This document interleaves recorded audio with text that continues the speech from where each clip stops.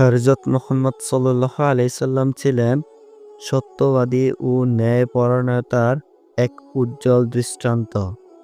আজ আমরা জানব কাবা ঘরের পাথর স্থাপনের সেই বিখ্যাত ঘটনাটি।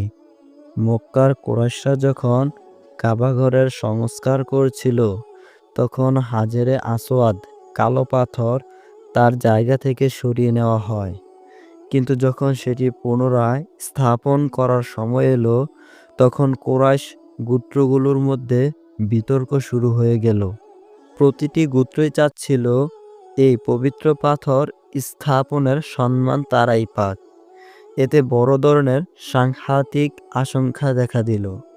তখন তারা সিদ্ধান্ত নিল, কেউ যদি প্রথমে মসজিদুল হারমে প্রবেশ করে, তাকেই বিচারক বানানো হবে।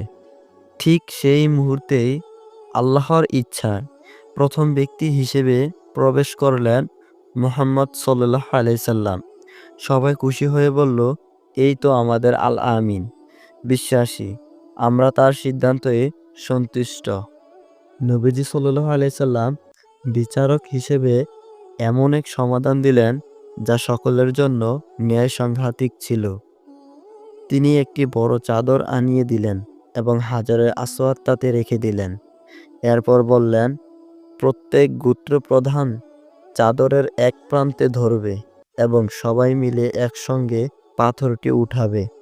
এভাবেই নবীজি সাল্লাল্লাহু আলাইহি সাল্লাম একটি মাত্র সিদ্ধান্তের মাধ্যমে একটি বড় সমস্যার সমাধান এড়ালেন এবং সবাইকে একতাবাদ করলেন।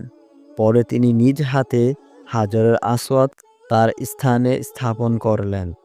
নবীজির এই বুদ্ধিমাত্রা ও ন্যায়পরায়ণতা আমাদের শেখায়, সংকটের সময় কেবল শক্তি নয়, বুদ্ধি ও সততা সত্যিকারের সমাধান নিয়ে আসে। বন্ধুরা, ভিডিওটি কেমন লেগেছে অবশ্যই কমেন্ট করে জানাবেন। ভিডিওটি ভালো লেগে থাকলে লাইক করুন এবং সাবস্ক্রাইব করে পাশে থাকুন নতুন এরকম আরও ভিডিও পেতে।